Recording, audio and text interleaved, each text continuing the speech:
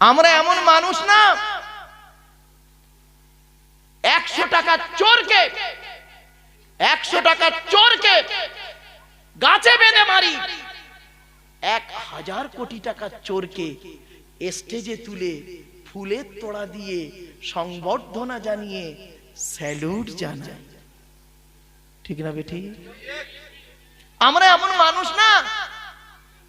চালনি বোঝেন? চালনি, চালনি, ওই আটা চালে স্যার কি বলে মা বোনেরা?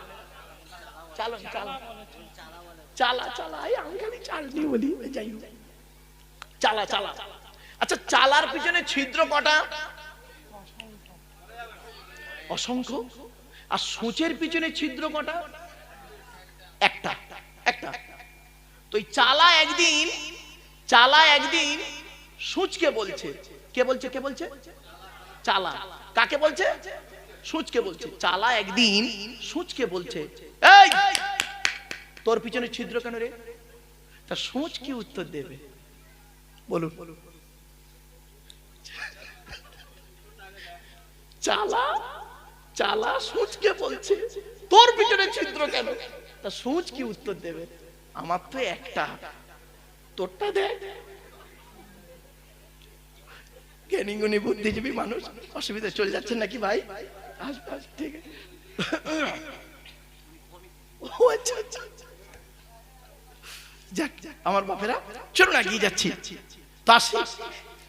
মসজিদ কার শুনে নিন। এই যুবক ছেলেরা শুনে নাও, যুবকদেরকে বলছি, তুমি যদি জীবনে প্রতিষ্ঠিত হতে পারো, এই যুবক ছেলেরা শুনে নাও, যুবতী মেয়েরা শুনে নাও, তুমি যদি জীবনে প্রতিষ্ঠিত হতে পারো, তোমার ছেঁড়া জামাটা হবে ইতিহাস। আর জীবনে যদি প্রতিষ্ঠিত হতে না পারো, সুন্দর পোশাকটা হবে জনগণের পরিহাস। কি বললাম বাবা? ইতিহাস আর পরিহাস, এই দুটো শব্দ মনে রাখুন। ইতিহাস আর পরিহাস। পরিহাস মানে ঠাট্টা। হে যুবক যুবতীরা, তুমি যদি জীবনে উন্নতি করতে পারো, তাহলে তোমার গায়ের ছেঁড়া জামাটা হবে ইতিহাস। আর যদি জীবনে উন্নতি করতে না পারো, তোমার সুন্দর ড্রেসটা হবে লোকে পরিহাস। জ্ঞানী গুণী বুদ্ধিজীবী মানুষ, চলুন এগিয়ে যাই। মসজিদ কার ঘর? আল্লাহর ঘর। কোরআন কি বলছে দেখি? সূরা জিন 29 পারা, ওয়ান্নাল মাসাজিদা লিল্লাহি ফালা তাদউ মা আল্লাহি আহাদা। আল্লাহ বলছেন, মসজিদগুলি আমার জন্য, আর আমি ছাড়া অন্য কারোর আরাধনা উপাসনা করিও না। তাহলে বোঝা গেল কি? আল মসজিদু বাইতুল্লাহ, মসজিদ আল্লাহর ঘর। এরপরে আসছি, আচ্ছা ভাই আপনারা বলুন তো দেখি, মসজিদ যদি আল্লাহর ঘর হয়, তাহলে মসজিদ কমিটি করবে কে? আল্লাহই করবে। যার ঘর সেই কমিটি করবে। তা কোরআনে তো আল্লাহই কমিটি করে দিয়েছে, আপনারা জানেন না, বক্তারা আপনাদেরকে বলেনি, তাই আপনারা জানেননি। চলুন কোরআনে কোথায় লেখা আছে মসজিদ কমিটি করতে হবে, শুনে নিন। কোরআনে বলা হয়েছে মসজিদ কমিটি হতে গেলে আল্লাহ বলছেন, আমার ঘরের দায়িত্ব তারাই নেবে যাদের মধ্যে কমসে কম 5টা গুণ থাকবে। কটা কটা কটা? 5টা গুণ। কোরআন বলছে, ইন্নামা ইয়া'মুরু মাসাজিদাল্লাহি মান আমানা বিল্লাহি ওয়াল ইয়াউমিল আখিরি ওয়া আকামাস সালাতা ওয়া আতাজ যাকাতা ওয়া লাম ইয়াখশা ইল্লাল্লাহ ফাআসা উলাইকা আন ইয়াকুনু মিনাল মুহতাদিন। সুবহানাল্লাহ বলা যায় না? আল্লাহর কোরআন শোনার পরে একটু সুবহানাল্লাহ বলবেন, আল্লাহু আকবার বলবেন, আল্লাহ খুশি হবে। 10 নম্বর পারার 8 নম্বর পৃষ্ঠা 9 নম্বর লাইন, সূরার নাম সূরা তাওবার 18 নম্বর আয়াত। আল্লাহ বলছেন মসজিদের দায়িত্ব তারাই নেবে যাদের মধ্যে 5টা গুণ থাকবে। 1 নাম্বার হলো মান আমানা বিল্লাহ, যে ব্যক্তি 100% আল্লাহকে বিশ্বাস করবে। 1 নাম্বার। এর আবার ব্যাখ্যা যদি করি না অবাক হয়ে যাবে। একটু করব ব্যাখ্যা? করব? আচ্ছা, আপনারা আল্লাহকে 100% বিশ্বাস করেন? হ্যাঁ, এই দেখেন ধরা পড়ে গেছে, রাগ করবেন না। আল্লাহর নবীর কাছে না, আল্লাহর নবী একদিন দাঁড়িয়ে আছে, একদিন দাঁড়িয়ে আছে, তো নবীর কাছে কিছু লোক এসছে, এসে বলছে, হে নবী, আমরা আল্লাহকে 100% বিশ্বাস করি। তা নবী বললেন, তাই নাকি? বাহ বাহ, খুব ভালো, খুব ভালো। সঙ্গে সঙ্গে আল্লাহ জিবরাইলকে বললেন, জিবরাইল চলে যাও, জিবরাইল চলে যাও। আমার নবী সাদামাটা মানুষ, এরা বলছে, এদের মুখের কথা শুধু, এরা মুখে বলছে আল্লাহকে বিশ্বাস করি, অন্তর থেকে আমার বিশ্বাস করে না ওরা। সঙ্গে সঙ্গে জিবরাইল এলেন, কোরআনের এই আয়াতটা নাজিল হলো, কি? ক্বালাতিল আরাবু আমান্না কুল লাম তুমিনু ওয়ালাকিন কুলু আসলামনা ওয়ালাম্মা ইয়াদখুলিল ঈমানু ফি কুলুবিকুম। 26 নম্বর পারার 16 নম্বর পৃষ্ঠার 8 নম্বর লাইন, সূরার নাম সূরা হুজুরাত। গোত্রের কিছু লোক এসে বলল, আমরা ঈমান এনেছি আল্লাহর উপরে। আল্লাহ বললেন, কুল, নবী তুমি বলে দাও, লাম তুমিনু, তোমরা কেউ ঈমান আনোনি, বরং তোমরা বলো ওয়ালাকিন কুলু আসলামনা, বরং বলো আমরা ইসলাম এনেছি। ওয়ালাম্মা ইয়াদখুলিল ঈমানু ফি কুলুবিকুম, এখনো পর্যন্ত তোমাদের অন্তরে ঈমানটাই প্রবেশ করেনি। এই কথা, এই আয়াত যখন নাজিল হলো না, তখন নবীজি জিবরাইলকে বললেন, ও ভাই জিবরাইল, ওরা তো আমাকে বললো এক্ষুনি আমরা আল্লাহকে 100% বিশ্বাস করি, ওরা তো বললো। আল্লাহ বললেন, নবী, ওটা ওদের মুখের কথা, জাস্ট ফর মুখের কথা, অন্তরের কথা নয়। বলে, আল্লাহ কি করে বুঝবো, কি করে বুঝবো? কি সুন্দর আল্লাহ কোরআনে আয়াত দিয়ে বোঝাচ্ছে, দেখুন, রাগ করবেন না কেউ। আল্লাহ বলছেন, নবী দেখবেন ও ওদের ঈমানটা কেমন। চলো, ফাইদা রাকিবু ফিল ফুলকি দা'উল্লাহা মুখলিসিনা লাহুদ্দিন ফালাম্মা নাজ্জাহুম ইলাল বাররি ইযা হুম ইউশরিকুন। 21 নম্বর পারা 3 নম্বর পৃষ্ঠা 3 নম্বর লাইন, সূরার নাম সূরা আনকাবুতের মধ্যে আল্লাহ বলে দিলেন, বান্দা যখন নৌকায় করে নদী পার হতে যায়, বান্দারা যখন নৌকায় করে নদী পার হতে যায়, নদীর মাঝখানে যখন নৌকাটা একবার টলমল করে, ওরা তখন প্রত্যেকেই প্রাণের ভয়ে আল্লাহ আল্লাহ বলে চিৎকার করে, ঠিক না বেটি? আল্লাহ বলছেন, ফালাম্মা নাজ্জাহুম ইলাল বাররি, আমার নাম রহমান, আমার নাম রহিম, ওদের কান্না সহ্য করতে পারি না, ফেরেশতার মাধ্যমে যখন ওদের ডাঙায় তুলে দিই, ওরা এত বড় মুনাফিক বদমাইশ, যেই ডাঙায় উঠে গেল, ইযা হুম ইউশরিকুন, আমার সঙ্গে শিরক করে আর বলে মাঝি ভালো ছিল বলে বেঁচে গেছি, নইলে মরে যেত, ঠিক না বেটি? চলেন, এই যে আচ্ছা একটা বাস্তব উদাহরণ দেবো, ভাই দেবো কি? বাস্তবের সঙ্গে কোরআনের আয়াত।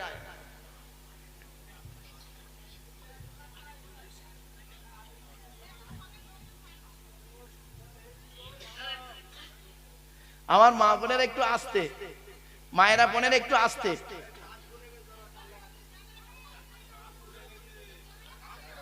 একটু আসতে, মা আসতে করছে করছে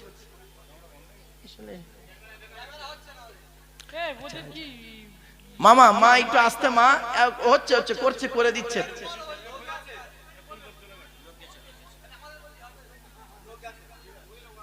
এক মিনিট দাঁড়াও বাবা, একটু দাঁড়ান না, সব ওয়াজ করবো বাবা, একটু দাঁড়ান। চলো,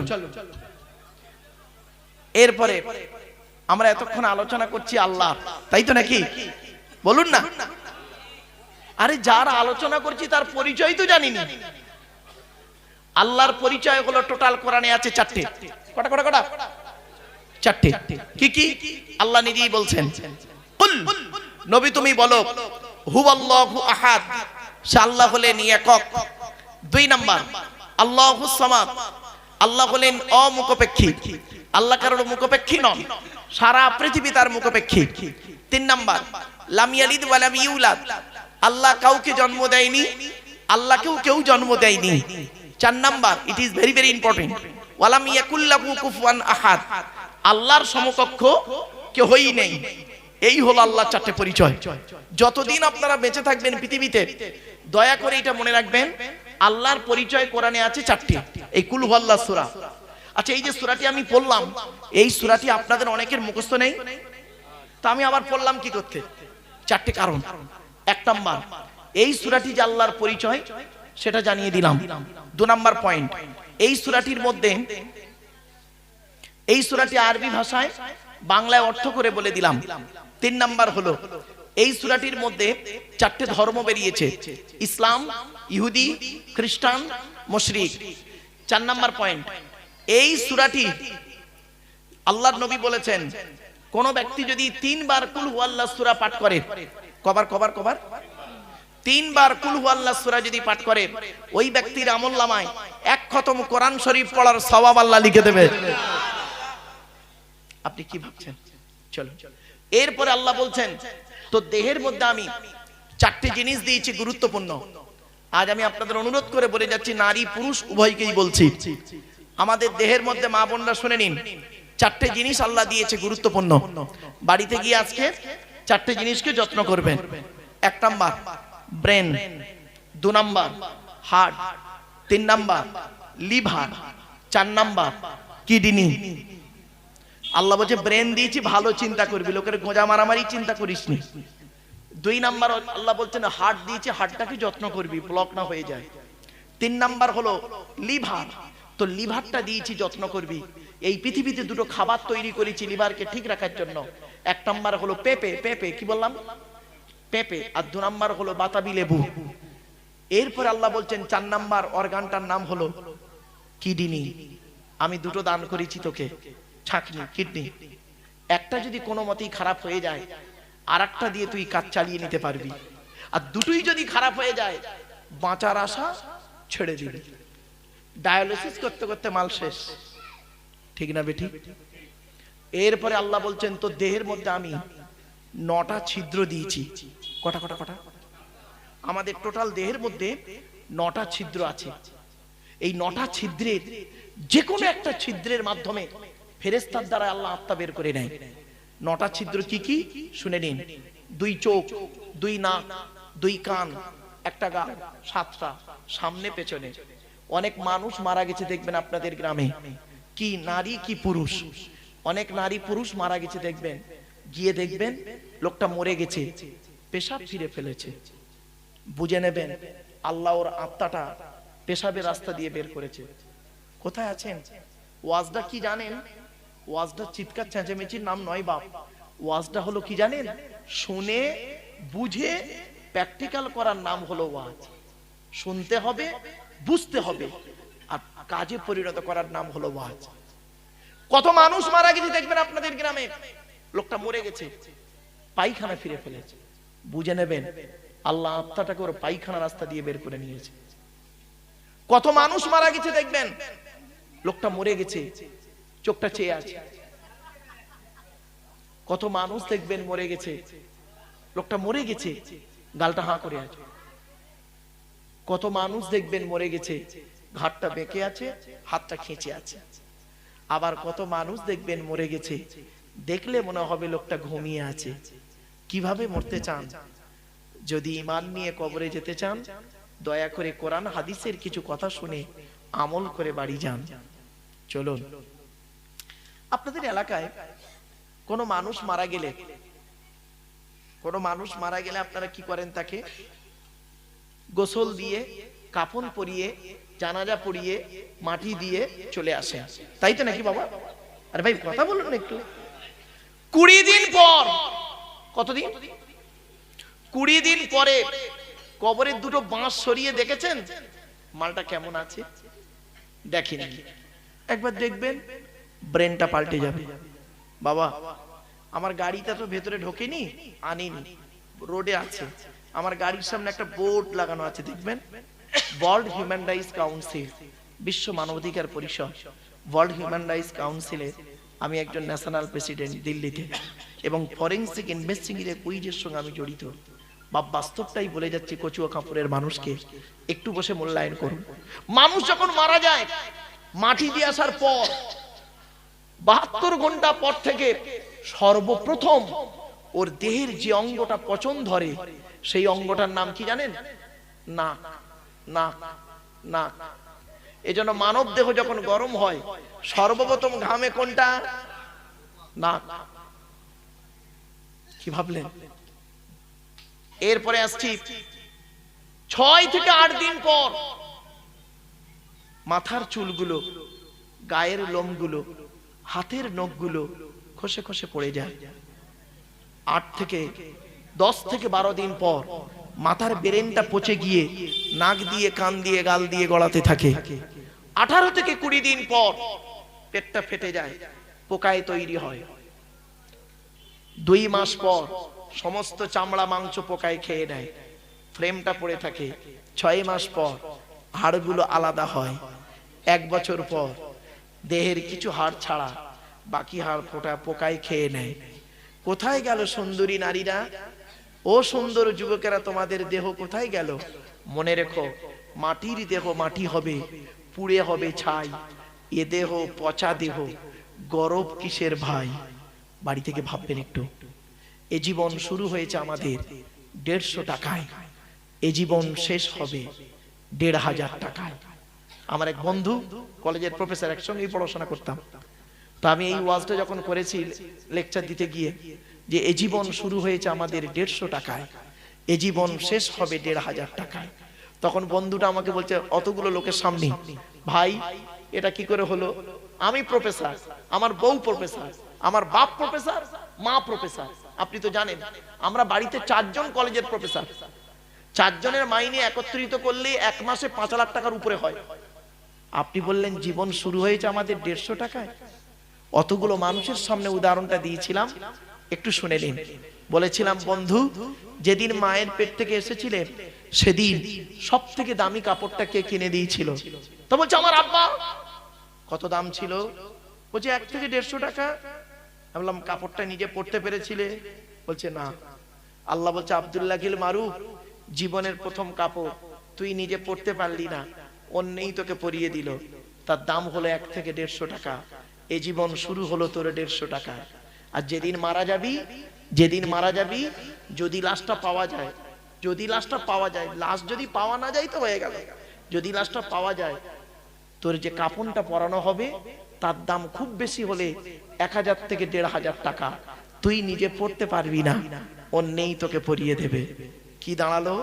এ জীবন শুরু হয়েছে আমাদের 150 টাকায়, এ জীবন শেষ হবে 1500 টাকায়। আর বাকি যা হাত, চোখ, কান, নাক, মুখ, ব্রেন, বিবেক, বুদ্ধি দিয়ে জায়গা, জমি, গাড়ি, বাড়ি, বিল্ডিং, বালাখানা করেছেন, ওই গীতার সারাংশ হয়ে গেছে। গীতার সারাংশ, গীতার সারাংশ কি জানেন? শুনে নিন। যা হয়েছে তা ভালোই হয়েছে, যা হচ্ছে তা ভালোই হচ্ছে, যা হবে তা ভালোই হবে। কি হারিয়েছে তোমাদের? কাঞ্চো। কি হারিয়েছে? কাঞ্চো। স্বামী স্ত্রী ঝগড়া হয়েছে, কাঞ্চো। বাপ বেটা ঝামেলা হয়েছে, কাঞ্চো। শরীরটা খুব অসুস্থ, কাঞ্চো। ব্যবসায় লস হয়ে গেছে, কাঞ্চো। যা নিয়েছো এই পৃথিবী থেকেই নিয়েছো, যা দিয়েছো এই পৃথিবীতেই দিয়েছো। যেটা আজকের তোমার আছে, গতকাল সেটা অন্যের ছিল, আজ তোমার আছে। তুমি আজ মারা যাও, আগামী কাল সেটা অন্যের হয়ে যাবে। বাড়ি থেকে একটু ভাববেন। আল্লাহ আমাদের দুটো হাত দিয়েছে না বাবা? হ্যাঁ, দয়া করে হাতগুলো একটু ছেড়ে দেন তো, ছেড়ে দেন না। প্রত্যেকের হাতগুলো দেখুন, আমার দিকে তাকান, আঙুলগুলো মোড়া দেখুন। কারোর হাত এমন নেই, প্রেসার দিলে এমন হবে, দেখুন প্রেসার দিলে এমন হবে, নইলে এমন। দেখুন কেন আঙুলগুলো মোড়া কেন? কোনদিন ভাবেননি। শুনেন, আদম নবীকে আল্লাহ যেদিন তৈরি করে, আদমের হাত দুটো ছিল মুঠো মারা। এই জন্য ন্যাচারালি প্রত্যেক বাচ্চা মায়ের পেট থেকে যখন আসে তাদের হাতগুলো মুঠো মারা অবস্থায় থাকে। তা আল্লাহ পাক আদমকে বললেন, আদম হাত দুটো খোলো। তা আদম হাত দুটো খুলেছে। খুলতে বাম হাতের তলায় নারী আর পুরুষ, ডান হাতের তলায় নারী আর পুরুষ। তা আদম আল্লাহকে বলছে, আল্লাহ এরা কারা? আল্লাহ বললেন, আদম ওরা সব তোমার ছেলে মেয়ে। তখন আদম আল্লাহকে বলছে, আল্লাহ এরা যদি আমার ছেলে মেয়ে হয় তাহলে 2 হাতের তলায় কেন করলেন? ডান হাত বাম হাত করলেন কেন? 1 হাতের তলায় করলে ক্ষতি কি ছিল? আল্লাহ বললেন, আদম বাম হাতের তলায় যাদের দেখতে পাচ্ছ ওরা সব জাহান্নামী, আর তোমার ডান হাতের তলায় যাদের দেখতে পাচ্ছ ওরা সব জান্নাতি। এখানে বসে বসে আপনি ভাবুন, এখানে বসে বসে মূল্যায়ন করুন কচুয়া খাপুরের মানুষ, আপনার তকদিরটা আদমের বাম হাতের তলায় আছে না ডান হাতের তলায় আছে কোনো গ্যারান্টি দিতে পারবেন না। সারা জীবন লোকটা নামাজ পড়েছে, সারা জীবন রোজা রেখেছে, মরণের 2 বছর আগে ব্রেনটা হয়ে গিয়ে পাগলা হয়ে গিয়ে নিজের পায়খানা নিজে খেয়ে মরে গেল। আবার দেখবেন লোকটা সারা জীবন নামাজ রোজা করেনি, কিচ্ছু করেনি, মরণের আগে কোন এক আল্লাহওয়ালা লোকে পাশে থেকে, হাক্কানি আলেমদের পাশে থেকে নিজেও আল্লাহওয়ালা হয়ে কবরে গেছে। কি ভাবলেন? যেদিন মায়ের পেট থেকে এসেছিলাম না আমরা, প্রত্যেকের একটাই নাম দেয়া হয়েছিল, কি জানেন? বেবি। কি বললাম? বেবি। দেখবেন ডাক্তাররা লেখে বেবি, আর ব্র্যাকেটে লেখে এম আর এফ, বেটা মেল আর ফিমেল ব্র্যাকেটে লেখে, নাম লেখে না, ডাক্তাররা নাম লেখে না, বেবি বলে লিখে দেয়। আমরা প্রত্যেকে যেদিন মায়ের পেট থেকে এসেছিলাম, ছেলে মেয়ে নারী পুরুষ, ডাক্তাররা একটাই নাম দিল, বেবি। বেবি। আর যেদিন আমরা সবাই মরে যাব, সকলের একটাই নাম, কি বলুন তো? লাশ। কি বললাম? জোরে বলুন। আগে চলে গেছে বাঁশ। রাগ করবেন না, বাঁশ 2 রকমের হয়, একটা বাঁশ যায় চাপা দেওয়ার জন্য, আর আরেকটা বাঁশ যায় পেটাই দেওয়ার জন্য। শ্মশানে কোনোদিন মরা পড়ানো দেখেছেন? হ্যাঁ? আর মাটি দিতে কোনোদিন দেখেছেন? কবর দিতে? তা একটা বাঁশ যায় কি চাপা দেওয়ার জন্য, আর একটা বাঁশ যায় পেটাই দেওয়ার জন্য। যে ঘরটায় থাকবেন সেই ঘরটার নাম হলো কবর। কবর 4টে কথা বলে। 1 নাম্বার কবর বলে আমি কবর, দরজা জানালা ছাড়া ঘর। আজ আপনারা বাড়ি যাবেন, দয়া করে বাড়িতে গিয়ে দরজা জানালা বন্ধ করবেন, লাইট ফ্যান এসি বন্ধ করবেন, 24 ঘন্টা থাকার পরে অনুভব করতে পারবেন কবর কি জিনিস। 2 নাম্বার কবর বলে আমি কবর, সাপ বিছে পোকামাকড়ের ঘর। তোর এই সুন্দর দেহটাকে খাওয়ার জন্য পর্যাপ্ত পরিমাণ সাপ বিছে পোকামাকড় আমার কাছে প্রস্তুত। এমন দেহ তুই পৃথিবীতে করে আয়।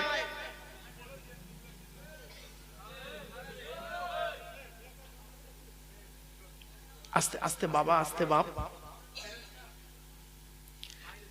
আল্লাহ বাপেরা 2 নাম্বার কবর বলে, মা বোনেরা শুনে নিন, 2 নাম্বার কবর বলে আমি কবর, সাপ বিছে পোকামাকড়ের ঘর।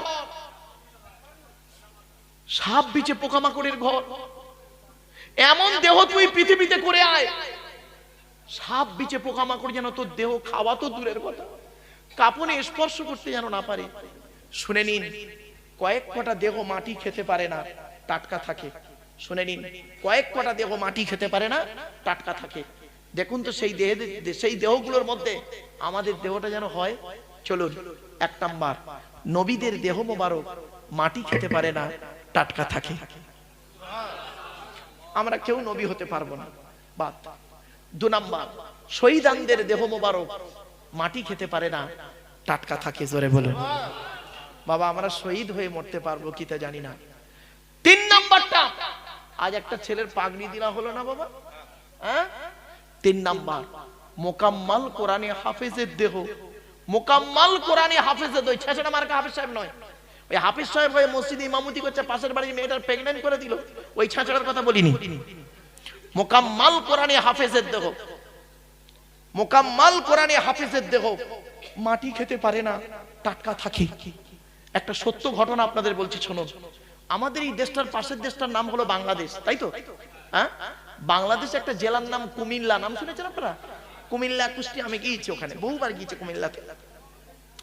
কুমিল্লা জেলায় বাচ্চাটার বাড়ি, বাচ্চাটার বয়স 14 বছর। কত কত কত 14 বছরের বাচ্চা ছেলে মোকাম্মাল হাফেজ হয়ে 1 বৈঠক দিয়েছে। 1 বৈঠক মানে বোঝেন? গোটা কোরআনটাকে বসে শুরু থেকে শেষ পর্যন্ত শুনিয়েছে। কত ভালো হাফেজ, বুঝতে পারছেন? 1 বৈঠক দিয়ে পাগড়ি নিয়ে ছেলেটা বাড়ি এসছে, 14 বছর বয়স। 6 মাসের মধ্যে ছেলেটা পেটের রোগে বাচ্চাটা মারা যায়। যখন বাচ্চাটা মারা গেছে, এলাকার মানুষ তাকে জানাজা পড়িয়ে মাটি দিয়ে চলে এসছে। 8 বছর পর, ক বছর? 8 বছর পরে ওই গ্রামের একটা বুড়ো লোক মারা গেছে। যে 4 জন লোক কবর খুলতো, হাফেজ সাহেবের কবর খুলেছে, সেই 4 জন লোক এই বুড়ো লোকের কবর খুলছিল। ওই হাফেজ সাহেবের কবরের পাশে খুলতে খুলতে হাফেজ সাহেবের কবরটা একটু ভেঙে যায়। এরা দেখছে, হাফেজ সাহেবের কবরের দিকে চেয়ে দেখছে, কাপনটাও পর্যন্ত পছন্দ ধরেনি। সঙ্গে সঙ্গে ওরা উঠে এসে ইমাম সাহেবকে ডেকে এনেছে, গ্রামের মসজিদের ইমাম সাহেবকে ডেকে এনেছে। ইমাম সাহেব এসে দেখি সত্যি তো, উনি আবার করেছেন কি ফোন করে 4-5 জন মাওলানা মুফতিদের ডেকেছে। ততক্ষণে এলাকার লোক জড়ো হয়ে গেছে, ওদের মধ্যে একজন মাওলানা সাহেব কবরে নেমে হাফেজ সাহেবের মুখ থেকে কাপনটা সরিয়ে দেখছে কি জানেন? 8 বছর আগে যেমন কর্পূর দেওয়া হয়েছিল, 8 বছর পরে সেই কর্পূর আজও টাটকা আছে। কি দেহ করলেন? এমন দেহ করে গেলেন, মাটি খেয়ে নিল। কে দেহের কোনো দাম আছে? এমন দেহ করে যান, মাটিতে গিয়ে খাবে না।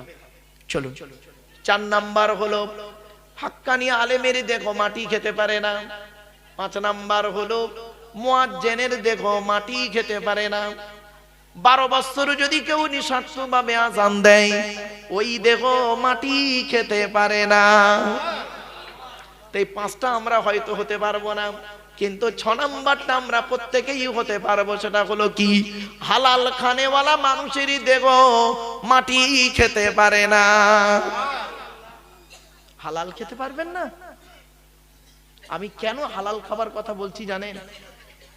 যারা আলেম আছেন তারা বুঝতে পারছেন। হারামকে বর্জন করুন। মা বোনদেরকে বারে বারে বলছি, হারামকে বর্জন করুন, হালালকে গ্রহণ করুন।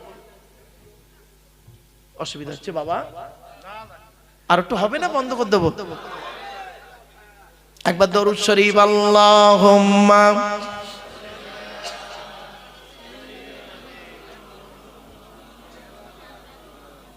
কি বাবা কিছু বলছে? হ্যাঁ রে বাবা, বলবো, মনে আছে। আসলে কি জানেন, কোরআনে একটা আয়াত আছে জানেন, ওয়াকানাল ইনসানু আজুলা। মানুষের একটা অভ্যাস হলো কোন কাজে তাড়াহুড়ো করা, ঠিক না বেঠিক? আমার বাবা কি অসুবিধা হচ্ছে? বসে চলেন, চলুন। আর আল্লাহ সম্পর্কে আলোচনা নয়, এবারে নবী সম্পর্কে একটু ধারণা দিই আপনাদের। আচ্ছা, নবীদের পরিচয় কটা বলেছিলাম বাবা জানা আছে? 3টে। কটা? নবীদের পরিচয় 3টে। কি কি? 1 নাম্বার, যিনি নবী হবেন তার চরিত্র উত্তম হতে হবে। 2 নাম্বার, যিনি নবী হবেন তার উপর আল্লাহর তরফ থেকে ওহী নাযিল হতে হবে। 3 নাম্বার, যিনি নবী হবেন তার দ্বারাই অলৌকিক ঘটনা ঘটতে হবে, 1টা হোক বা 50টা হোক। পৃথিবীতে যত নবী এসেছেন প্রত্যেক নবীর মাধ্যমে আল্লাহ পাক 1 থেকে 50টার ভিতরে মুজিজা দিয়েছেন। আমার নবী বিশ্ব নবী রাহমাতুল লিল আলামিন মুহাম্মদ সাল্লাল্লাহু আলাইহি ওয়াসাল্লামের মাধ্যমে আল্লাহ পাক পৃথিবীতে 1000-এরও বেশি মুজিজা দিয়েছেন। সর্বশ্রেষ্ঠ হলো কোরআনুল মাজিদ নাজিল করা। চলো এবার আমাদের নবীর পরিচয়টা একটু জেনে নিই। আল্লাহর পরিচয় সম্পর্কে সংক্ষিপ্ত একটু বলে দিলাম। আল্লাহ বলছে, আব্দুল্লাহিল মারুফ, তুই কচুয়া খাপুরের মানুষদের কি আমার আলোচনা করবি রে? কোরআন বলছে, ওয়ালাউ আন্না মা ফিল আরদি মিন শাজারাতিন আকলামু ওয়াল বাহরু ইয়ামুদ্দুহু মিন বাদিহি সাবআতু আবহুরিম মা নাফিদাত কালিমাতুল্লাহ। 21 নম্বর পারা 12 নম্বর পৃষ্ঠা 13, 14, 15 নম্বর লাইন, সূরার নাম সূরা লোকমান। আল্লাহ বলছেন, পৃথিবীর সমস্ত বৃক্ষগুলোকে যদি কলম বানাস আর সমুদ্রের পানি নিয়ে কালি তৈরি কর, আমার প্রশংসা লিখতে শুরু করবি, লিখেও তোরা শেষ করতে পারবি না। তাহলে গণনা করি। আল্লাহ বলছেন সূরা নাহলের মধ্যে, ওয়া ইন তাউদ্দু নিমাতাল্লাহি লা তুহসুহা, আমার নিয়ামতগুলোকে তোরা গণনা করতে শুরু কর, গুনেও শেষ করতে পারবি না। জোরে বলো। চলো আমাদের নবীর পরিচয়টা একটু দিই নি। আচ্ছা, আমাদের নবীর নাম কি?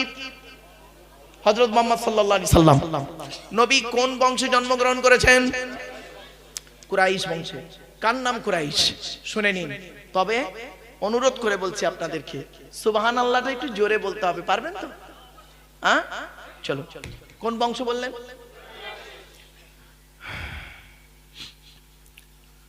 মুহাম্মাদের বাপের নাম আব্দুল্লাহ, আব্দুল্লাহর বাপের নাম আব্দুল মুত্তালিব, আব্দুল মুত্তালিবের বাপের নাম আব্দে মান্নাফ, আব্দে মান্নাফের বাপের নাম হাশেম, হাশেমের বাপের নাম কুসাই, কুসাইয়ের বাপের নাম কিলাব, কিলাবের বাপের নাম মুররা, মুরার বাপের নাম লুবাই, লুবাইয়ের বাপের নাম কাব, কাবের বাপের নাম গালিব, গালিবের বাপের নাম ফিগির, ফিগির থেকে কুরাইশ বংশ এসেছে।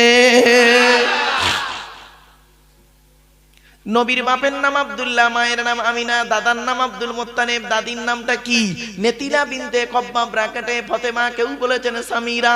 নবীর নানার নাম হলো আব্দুল ওয়াহাব জুহরি, নবীর নানির নাম হলো বারিরা বা বাররা, নবীর দুধমার নাম হলো হালিমা, নবীর দুধ বাপের নাম হারেস, নবীর দুধ ভাইয়ের নাম আব্দুল্লাহ, নবীর বাপের নাম আব্দুল্লাহ, নবীর দুধ ভাইয়ের নাম আব্দুল্লাহ, দুটো জনে এক করে ফেলবেন না। নবীর জন্ম 570 খ্রিস্টাব্দে, ইংরেজি কি মাস ছিল? 29 আগস্ট, আরবি মাস ছিল রবিউল আউয়াল মাস 12 তারিখ, মতান্তরী 9 তারিখ, সোমবার শবে সাদেকের সময় আরবের মক্কা নগরী কুরাইশ বংশে নবীর জন্ম। নবীর বাপেরা হলো 10 ভাই, নবীর মায়েরা হলো 19 বোন। নবীর 9টা চাচা,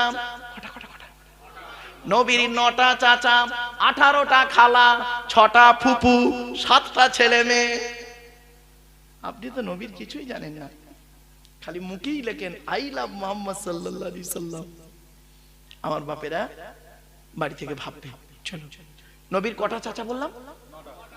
9টা। নাম কি? বড় চাচার নাম হারেস, কি বললাম? হারেস, জুবায়ের, মুকাইয়িম, ফাইদাক, জাইদাক, আবুল আহাব, হামজা, আব্বাস, আবু তালেব। নবীর বাপ হলো আব্দুল্লাহ। নবীর 7টা ছেলে মেয়ে, 3টে পুত্র সন্তান, 4টে কন্যা সন্তান। 3টে পুত্র সন্তানের নাম কি? বড় ছেলেটার নাম হলো কাসেম, পরের ছেলেটার নাম হলো তাহের বা তৈয়েব, ছোট ছেলেটার নাম হলো ইব্রাহিম। 4টে কন্যা সন্তানের নাম কি? বড় মেয়েটার নাম জয়নাব, রুকাইয়া, উম্মে কুলসুম, ছোট মেয়েটার নাম হলো ফতেমা, যার সঙ্গে নবীজি আলীর বিবাহ দিয়েছিলেন। হযরত আলীকে জামাই করতে গেলেন কেন নবীজি? আল্লাহ আলীর মধ্যে অনেক গুণ দান করেছিলেন, সেখান থেকে 2টো গুণ আপনাদেরকে বলে যাচ্ছি। এখান থেকে শিক্ষা নিয়ে নিন, কোন ছেলেকে জামাই করবেন। যাই তাই ছেলেকে জামাই করতে যাবেন না। কচুয়া খাপুরের মানুষদেরকে বলে যাচ্ছি, কোন ছেলেকে জামাই করবেন। খালি একলা বাপের একটা ছেলে দেখে ছুটবেন না, সব একলা বাপের একটা ছেলে সমান নয়। যে ছেলের মধ্যে কমসে কম 2টো গুণ পাবেন, ওই ছেলেকে জামাই করবেন। আর কোন মেয়েকে বৌমা করবেন, খালি সাদা চামড়া দেখে ছুটবেন না, সব সাদা চামড়ার মেয়ে ভালো নয়। বাংলায় একটা কথা আছে, নদীর জল ঘোলা ভালো, জাতের মেয়ে কালো ভালো। কেউ নিতে চাচ্ছে না, না তাই? আমার বাপেরা শুনে রেখে দিন, আমার বাবাজি বলছে কালো কেউ নিতে চায় না, এটা ভুল কথা। শুনে রেখে দিন, জন্ম মৃত্যু বিবাহ যার সঙ্গে যার তকদিরে লেখা আছে, ঠিক আল্লাহ মিলিয়ে দেবে, ঠিক না বে ঠিক? চলো, এজন্য কোন ছেলেকে জামাই করবেন, যে ছেলের মধ্যে কমসে কম 2টো গুণ পাবেন। আর কোন মেয়েকে বৌমা করবেন, যে মেয়ের মধ্যে কমসে কম 6টা গুণ পাবেন। আগে ছেলেদের বলে দিই, কোন ছেলেকে জামাই করবেন। 1 নাম্বার হলো ছেলেটি সৎ ছেলে কিনা খবর নেবেন। কি বললাম? সৎ। সৎ কাকে বলে? বক্তব্যের শুরুতেই কোচেলেছিলাম, আপনাদের লেবুর মতো কোচেলেছিলাম সৎ শব্দটাকে নিয়ে, মনে পড়ছে? 2 নাম্বার ছেলেটি কর্মী কিনা খবর নেবেন। বাপের হোটেলে খায় এমন ছেলেকে জামাই করতে যাবেন না, ছেলেটা কর্মী কিনা খবর নেবেন, পরিশ্রমী ছেলে কিনা খবর নেবেন। আর সব থেকে বড় সর্বনাশ করেছেন কি শুনে নিন, রেগে যাবেন না কেউ। এবারে এতক্ষণ মিষ্টি মিষ্টি ওয়াজ করেছি, এবারে একটু টক ঝাল মিষ্টি ওয়াজ হবে, বলু অসুবিধা হবে? শুনে নিন, এখানে যত পুরুষ বসে আছেন, এখানে যত পুরুষ দাঁড়িয়ে আছেন, বসে আছেন, আমার ধারণা বেশিরভাগ পুরুষ কোরআন পড়তে পারে না, ঠিক না বেঠিক? আর ওখানে যত মেয়ে ছেলে বসে আছে, বেশিরভাগ মেয়ে ছেলে, আমার ধারণা, ঠিক হতে পারে ভুল হতে পারে, বেশিরভাগ মেয়ে ছেলে কোরআন পড়তে পারে, ঠিক না বেঠিক? এটা হলো কেন? মেয়েরা তো জলসা দেয় না, মেয়েরা তো জলসা শুনতে আসে, আর পুরুষরা কষ্ট করে তো জলসা দেয়। আপনাদের জলসার বয়স তো অনেক। শোনেন, সর্বনাশটা কোথায় করেছেন? দেখাশোনা করতে গিয়ে কি করেছেন? আপনারা তো মেয়ে দেখতে গিয়ে মেয়ের গোষ্ঠী দেখেন, মেয়ের বাপ কেমন, মেয়ের মা কেমন, মেয়ে কটা প্রেম করেছে, কটা ছেলে নষ্ট করেছে, খুব দেখেন। আবার মেয়েকে পোস্ট করেছেন 4টে। 1 নাম্বার মেয়েটাকে বলেছেন, তোমার নাম কি, তোমার বাপের নাম কি, তোমার মায়ের নাম কি, তুমি কোরআন পড়তে পারো? হ্যাঁ পড়ো। অত লোকের সামনে কোরআন পড়া শুনলেন, ভালো কথা। এবার মেয়ের তরফ থেকে যখন ছেলে দেখতে গিয়েছিলেন তখন কি করেছেন? ছেলেকে 4টে প্রশ্ন করেছিলেন। তোমার নাম কি? তোমার বাপের নাম কি? তোমরা ক ভাই বোন? তুমি কি ইনকাম করো? একবারও তো বলেননি এই ছেলে এই কোরআন পড়তে পারো? এই ছেলে এই নাপাক থেকে পাক হতে জানো? অজু গোসল তায়াম্মুমের ফরজ জানো? একবারও বলেননি। ফলে কি দাঁড়িয়েছে? এখানে যত মেয়ের বাম্মা বসে আছে, যত বসে আছে, ওদের মাথায় একটা টেনশন কাজ করছে, আমার মেয়ে বিএ পাস করুক, এমএ পাস করুক, ওসব দেখার দরকার নেই, মেয়েটা কোরআন পড়ানো শেখাতেই হবে। এই জন্য মেয়ের বাম্মারা দেখবেন বিভিন্ন অ্যাঙ্গেলে মেয়েটাকে কোরআন পড়ানো শিখিয়ে দেয়। আর ছেলের বাপেরা মনে মনে ভাবছেন আমার ছেলে কোরআন পড়ুক না বা না পড়ুক, রোজা রাখুক বা না রাখুক, টাকা থাকলেই যথেষ্ট। ফলে কি দাঁড়ালো? বিয়ের 40 বছর পর